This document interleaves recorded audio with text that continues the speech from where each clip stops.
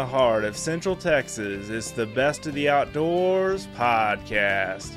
Brought to you by Texas Fish and Game Magazine, the voice of the Texas outdoor nation. I'm your host, Dustin Vaughn Warnke, author, outdoor writer, videographer, blogger, speaker, and podcaster. And I'm so excited that you took the opportunity to listen to our show today. Whether you have downloaded the show or whether you are listening and streaming it online, I appreciate the time that you've taken to sit and listen to the show, and I hope to bring you a lot of value in this podcast as I do every podcast. And I'm really excited about today because it's another solo podcast with yours truly, with me. And I get to talk to you about an article that I wrote that it's kind of a long article, so I decided to do a podcast on it because it's kind of an important thing.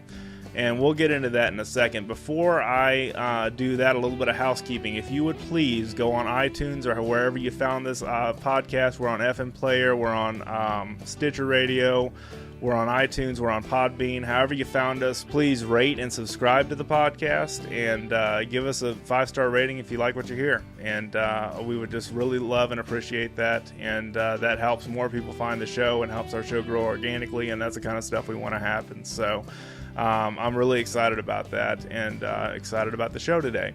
So today we're going to talk about an article that I wrote back in late June. Actually, it was last fall that I wrote this article originally for an outdoor retailer that's no longer in business anymore. So their website was going down, so was my article, so I decided to take it over to fishgame.com, which is our Texas Fish and Game, Texas Outdoor Nation website.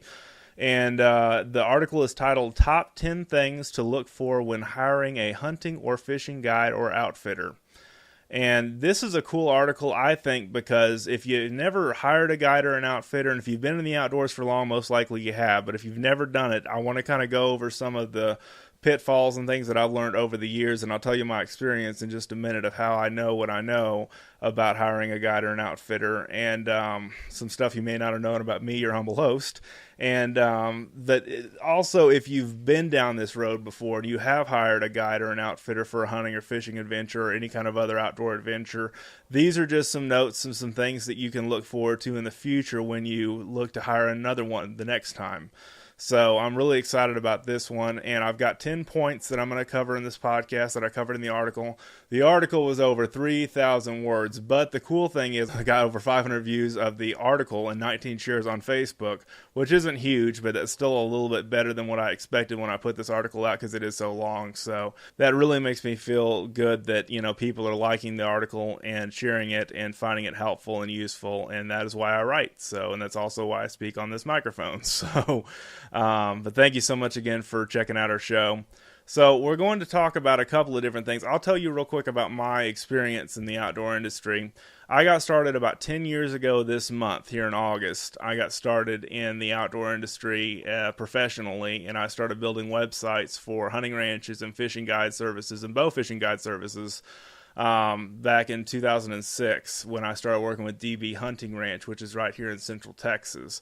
They are a high-fenced day hunt style ranch that basically has been around for, I want to say, near 14 years or so. I started working with them about 10 years ago.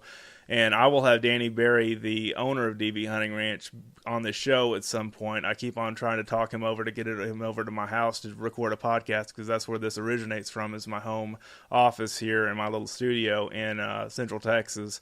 And he's only about 30 minutes away, so I plan to get him in studio. But the basic thing is when I started doing this work in the outdoor industry, I started also going on a bunch of guide trips too with fishing guides on the coast of Texas. I've been to Costa Rica, I've been to Bermuda on incentive trips with my day job back then, and I've hired guides and outfitters at both of those places.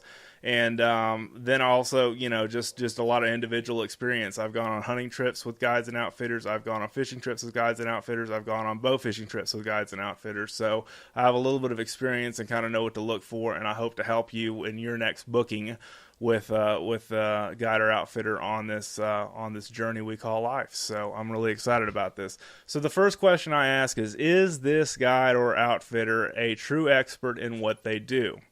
And I say that it seems like a really simple question. For me to ask that as the first question, that seems a little silly. I get that. But the thing is that I'm trying to go for is there's so many fly-by-night guides that are just getting started and that aren't really experts in what they're doing yet. They love to fish or they love to hunt, but they're not really truly experienced on bringing people on a hunting or fishing trip.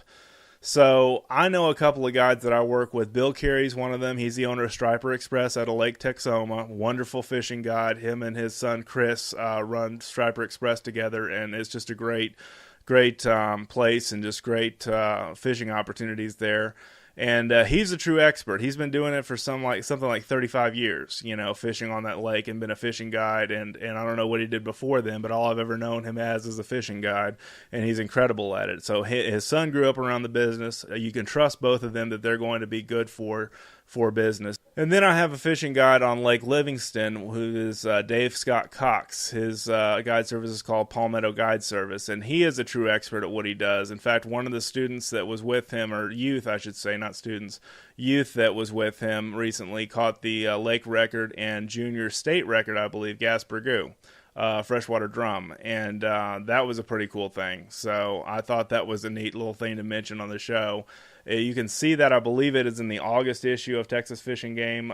We have his picture and his accreditation on there of catching that record. But again, you're dealing with experience here. You're dealing with somebody that has the experience to catch the fish, to have the experience to go out and have a pleasurable time on the water. You want somebody that is an expert. You don't want somebody that's just flying by the seat of the pants and just barely starting out and barely trying to figure it out. And just getting started in the business. So it's easy to start a guide business. All you really need is a business card and a website, or even less than that, a Craigslist listing. There's some guys that just get by running a business on Craigslist. And the nice thing about our industry is that bad businesses usually do not last long, and the market quickly weeds them out. But if you see any warning signs, it's time to move on. And as I say in the article, there are plenty of other fish in the sea, so to speak. So there's a lot of good guides out there. Search for one that has the experience to be an expert in what they do. That's very important. Question number 2, is this guide or outfitter understanding of my needs and desires? So that's also another good question. One of my fishing guides, Marty McIntyre, the owner of GarQuest, GarQuest, garquest.com is his website. And he is a great fishing guide because he tailors every trip to each of his clients' needs. Whether they have a party and they just want to hang out and have fun, and just if they shoot something, that's great. If they don't, that's great. He deals with many people like that would just rather sit back and relax on their trip and just have fun. But he deals with some guys that are kind of in a trophy quest mentality, where they really want to get in there and catch that big trophy gar, shoot that big trophy gar with a bow, and reel that in and bring it into the boat. And he knows how to guide a trip where it's all business. He does a really great job of that. So, are they understanding of your needs and your desires? You can figure that out pretty easily by asking just a couple of qualification questions when you start working with a guide or outfitter. Do you understand, what I'd like to do, on this trip? Can you handle that, and those kind of things that are important, because, you need to deal with a guy that can cater to your experience level and what you want to do. Find someone that really understands your needs and desires. So it's not hard to do at all. Number 3, does the guide or outfitter have the heart of a teacher or a heart of a salesman? I get that from Dave Ramsey. He's one of the guys I listen to. He's a financial radio show host. And he always talks about financial planners, whether they have the heart of a teacher or the heart of a salesman.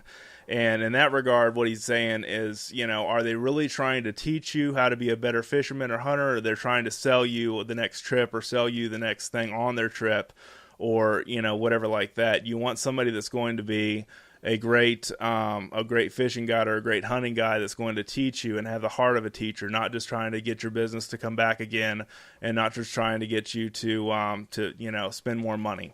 And, a true fishing guide or hunting guide is going to put your interests on the front burner. They're going to take care of your needs. They're going to, look for what you want to do and teach you the best that they can, so you can go out and do that kind of thing on your own one day, or you can, go back with them again and learn more. And that's the whole point of what we try to do, is teach each other how to do things in the woods or on the water. So another question, number 4, do they have the insurance or for other protection if the unexpected happens? That's not a bad question to ask either. We don't ask people to come work on our house that don't have a bonded license, or aren't bonded and insured or anything like that. We ask people to come work on our house that have all those qualifications and the insurance and everything like that in case the unexpected happens. It's the same thing you should ask in the case of your guide or outfitter. You want to basically make sure your safety is going to be a primary concern and your well-being is going to be a primary concern, but you also want to make sure that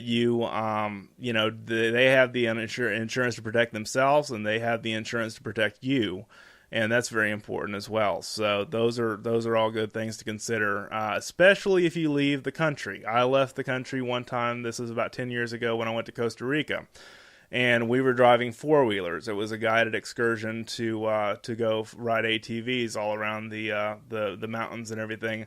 And I just had a feeling that there had been an accident or two before me, and people that have driven off a cliff or something like that. And, what do you do if something like that happens? What do you do when the absolutely unexpected? What if you do, if somebody falls off of a boat?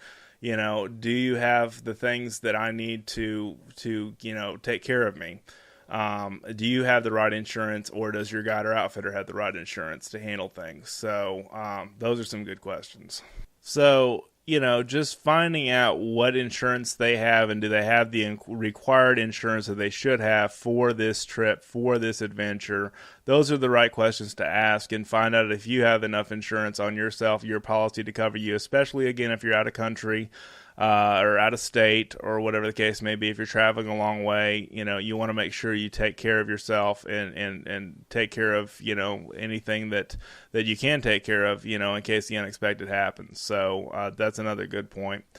Number 5, what does an outing with them require of you? That's a good question.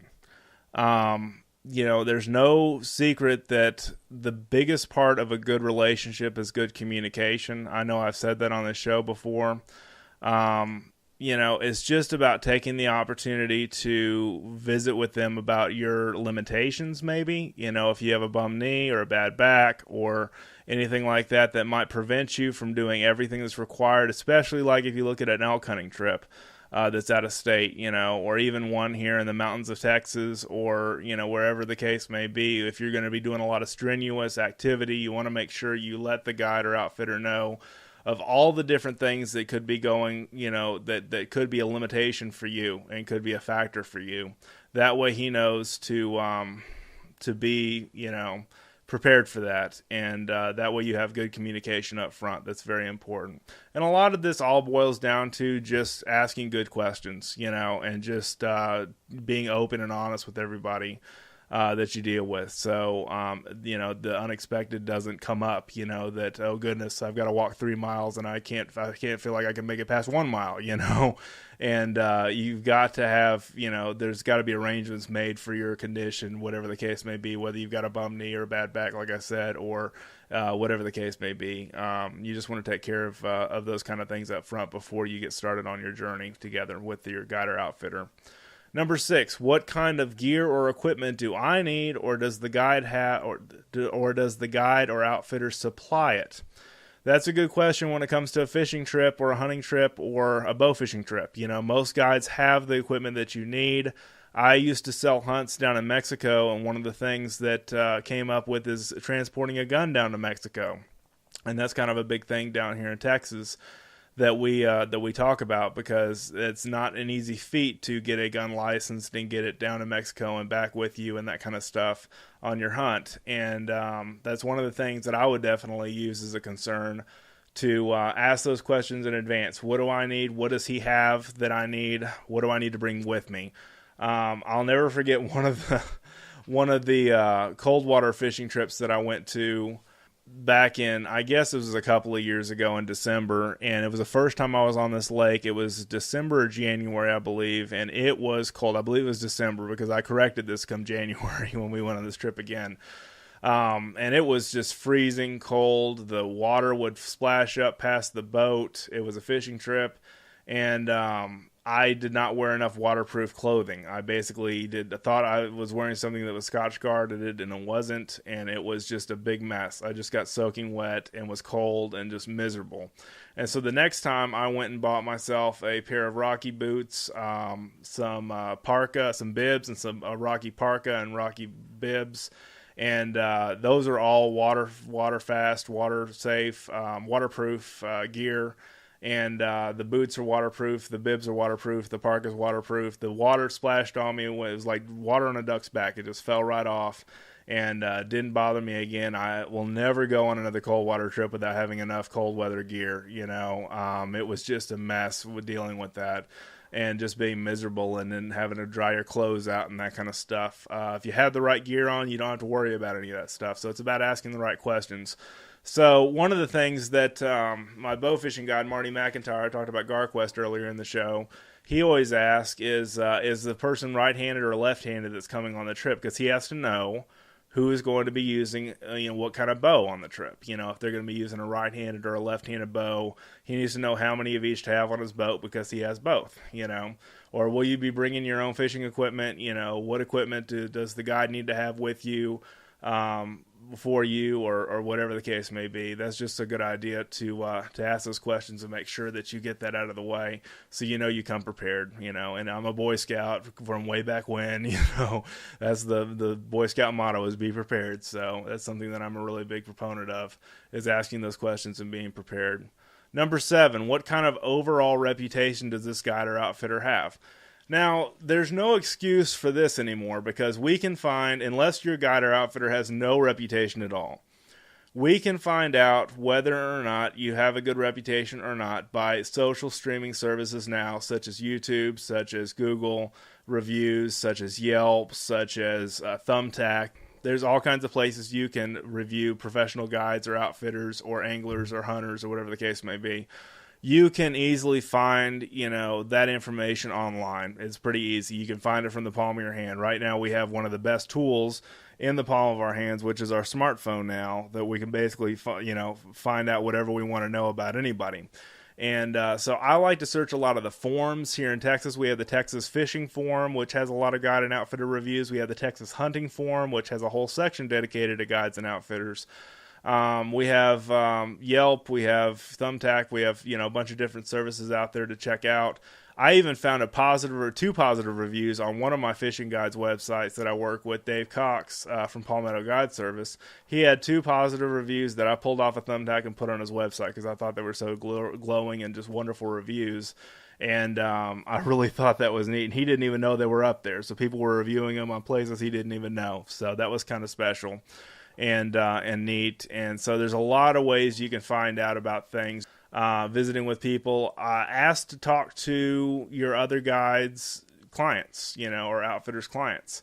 If you have people that are, have had trips with him, he'll be happy to provide them to you. And if he doesn't want to provide you anybody, that's a red mark right there. That's a warning sign. Chances are if he has some satisfied clients, he's going to send them your way and have them talk about how good things are. If not, that's again another warning sign you need to be precautious with. So that's my advice on that. All right, so where are we here? Number 8, what kind of licenses will you or your guide need? Now, a lot of guides in Texas need guide license to do what they do. Licenses to do what they do. You will need a license to do certain things, and in bow fishing, for instance, it is the license to fish. You have to have a fishing license to be able to bow fish. Hunting hogs here in Texas, this is not the case in a lot of other states, but here in Texas, you have to hunt hogs with the license. You have to hunt anything with a license. Any kind of hunting activities where you're going after native or exotic game, or even invasive species, you have to have a license to do so. So those are the questions to ask. Those are the questions to look on the Guide or Outfitter's website, or frequently asked questions if they have that section. What kind of license do I need? What do I need to bring with me? Besides a good attitude, let's not forget about that. We'll talk about that in a minute. And, those are just some of the things to ask. What kind of licenses does you or your guide need? And make sure your guide has all of his licenses, too. I've been in some situations where the guide got, or I've heard a lot of horror stories. of the guide not having the right license. I was in an experience just like this a few years ago where the guide did not have the proper guide license for a hunt. And it's just one of those things where you're like, wow, these are probably things I should have found out about him earlier. So it's all about asking the right questions. So that's what the whole point is of this podcast, this particular podcast. Okay, so number 9, we're almost to the end. If overnight stay is required, will the arrangements they have fit my needs? Now, this happens a lot of times to a lot of folks that bring their spouse with them. Us guys sometimes can live in a cardboard box. We could, shack up in a corner somewhere. We're pretty fine. A lot of times our wives are not quite as good if they want to come with us. And you want to make sure that the accommodations are going to meet your needs. And they're going to be okay for you and your spouse if you're going with your spouse. Or if you're just going by yourself, you want to make sure that their accommodations are good. You want to get pictures of their accommodations. One of the cases that I had recently was a friend of mine that I talked about. It was a mutual guide that he went with, mutual friend of mine that he went hunting with one time. He had fire ants in his bed. That's how bad it was. This guide went to go work with another outfitting service, and there were fire ants in the guy's bed. Now, some of that stuff you can't predict. Some of those things you just don't know what's going to happen. But, it's good to ask questions and get those kind of things from the guide or outfitter in advance so you kind of know what's going on. But you want to make sure that what they have is going to meet your needs. One of the places that I work with does not have indoor plumbing. They have a shower room that basically the cabin, it's a shower cabin, if you will. They have living quarters, but they have an outhouse for a toilet, or a porta potty, I should say, porta potty for the toilet. That's not going to fit for everybody. That's not going to be good for everybody that comes to stay there. That's not going to be a fit for them. For some people, it's fine for me. I can pretty much go to the bathroom wherever, but it's not going to be a fit for my wife if she wants to come out and stay with me. So those are good questions to ask. If an overnight stay is required, will the arrangements they have meet my needs? So not a bad question to ask. Number 10, the final question, what will be the total cost for this adventure? I put this last because it's one of the most elaborative sections that I talk about, because there's a lot of hidden cost in a lot of different hunting and fishing excursions that you go on. And, you want to know what the costs are so you can be prepared and have enough cash. This is especially true with outfitters that are outside of the United States, such as African outfitters. A lot of times you may buy a great sounding package that has all the animals that you want, but once you get over there, you better have the funds, because you're going to be upsold. You're going to be sold potentially more animals, and you've got to have the money to be able to pay for those. So you want to plan well in advance for that, and make sure you ask all those questions of what else is going to be factored in to my trip, as far as other expenses. You want to figure in a tip, for your guide. And normally I typically, recommend about, 15 to 20%, just like you were tipping in a restaurant.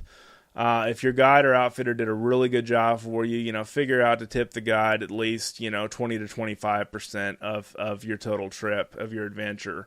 And I have often tipped really well because I've really had that good of a time. And these guides, spend a lot of money on the trip, spend a lot of money on gas, spend a lot of money and time with you. You want to make sure you show your appreciation, because a lot of guides depend on only tips. That's one of the ways that they get paid. So that's kind of a thing. You want to bring cash for a tip too. You don't want to end up, trying to swipe a credit card somewhere at an ATM somewhere late at night. I've had experiences with that with friends of mine that didn't bring enough cash for their trip, and aren't thinking enough about how to tip their guide or their outfitter for the end of the trip. So cash is still king in most outdoor businesses. So that's a good question there. One of my fishing guides, again, I'll refer back to Marty McIntyre with the GarQuest. He has a sign on his boat that says, "This boat does not run on thank yous."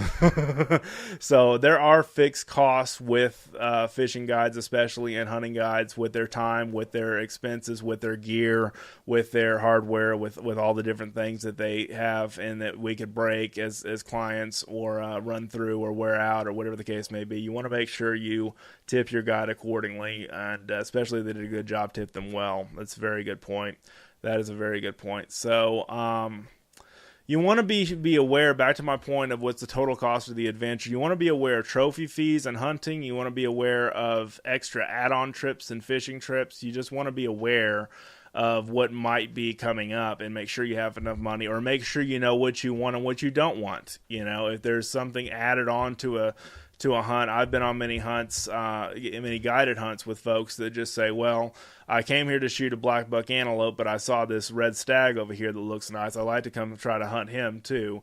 You know, I saw him in passing when we were going to the stand or going out to do a spot and stalk or whatever the case may be. You know, can I hunt him too? So you want to make sure that you know what you want, and sometimes you may just have the money or have a credit card on file that you want to just charge and get that extra animal, but you want to make sure that you are prepared for that and make sure you know what you're getting. So, you know, those are just a few tips that I talk about, you know, in this article. If you want to read it, the keywords to look for are top 10 things, I think. If you type that into fishgame.com in the search box, it drops down. You just type in top 10 guide or top 10 outfitter or something like that. It'll come up as an article that I wrote if you want to read the article. Like I say, it's a little bit over 3,000 words, so it's a long read, but it's a good read, I think. I think you get a lot out of it from reading the whole thing. But I really appreciate you taking the time to join us on the show today and listen to this show, listen to this podcast, and I hope you've learned some stuff. I hope we've kind of laughed together and you know, had some fun, and I really enjoy doing this with you every week or every other week when we record these things. So thank you so much for tuning in, checking us out, and again, please subscribe to the show and rate the show online. That will help you find more shows that we have done in the past, and also help you to get all the best of the outdoors has to offer. So thank you so much for tuning in, checking us out, and have an awesome day in the outdoors.